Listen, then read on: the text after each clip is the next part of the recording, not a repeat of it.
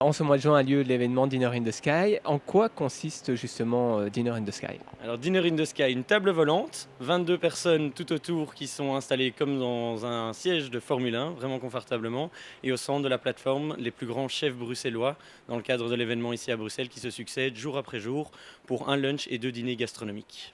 Alors comment se passe justement la sélection des chefs qui participent à l'événement? Alors dans le cadre de Bruxelles, ce qu'on a fait, c'est qu'on a regardé tous les restaurants étoilés bruxellois et puis on a dû faire une sélection, malheureusement. Et on a donc sélectionné 7 grands chefs bruxellois qui participent à cette opération cette année. On a Yves Mateigne du restaurant Le Sigrill, Pascal de Valconer du Chalet de la Forêt qui est en haut pour le moment. On a Lionel Rigolet du Comme Chez Soi, nos deux Italiens, Luigi Ciccerello de la Truffe Noire et Giovanni Bruno du Senza Nome. Il y a David Martin de la Brasserie de la Paix et Gaëtan Collin du Jalois. Et je pense que j'ai oublié personne. Super. Peu de gens le savent parce qu'on a souvent des gens qui arrivent et qui nous disent mais Dinner in the Sky ça vient d'où, c'est américain, c'est quoi? Mais pas du tout, déjà c'est belge et je crois qu'on peut être fier de l'être. C'est un concept qui a été créé il y a 7 ans maintenant par une agence de communication qui s'appelle Hakuna Matata en association avec The Fun Group en Flandre.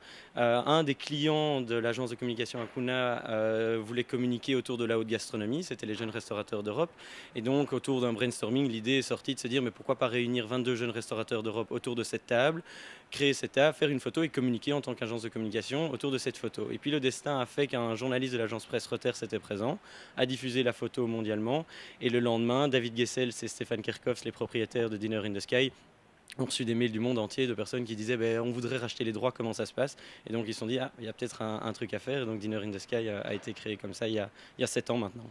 D'accord. Alors est-ce que vous voyez que ça attire plus les touristes ou quand même les Belges aussi sont friands de l'attraction, on va dire? Alors, c'est drôle, il y a vraiment de tout. Et alors, les Belges adorent, honnêtement, parce que le fait d'avoir, je crois, ces chefs, on dit souvent que c'est qu'une table au bout d'un fil. C'est vraiment ce qu'on crée à l'intérieur qui crée un moment magique au final.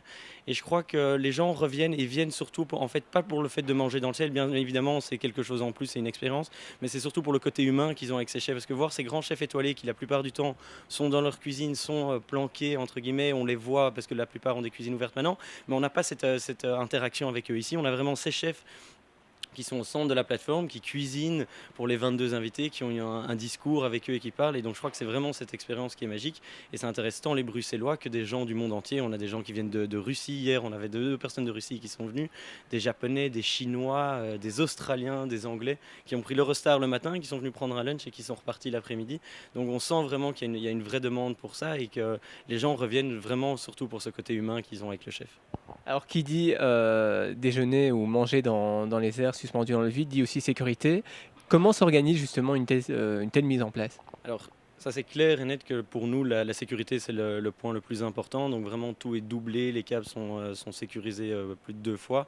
On utilise des grues de levage. Donc en fait, la plateforme est levée à l'aide d'une grue télescopique qui peut lever jusqu'à 120 tonnes. La plateforme fait à peine 7 à 8 tonnes compris. Donc on prend vraiment des marges inimaginables vraiment pour assurer. Donc c'est vraiment notre focus numéro un, c'est la sécurité évidemment.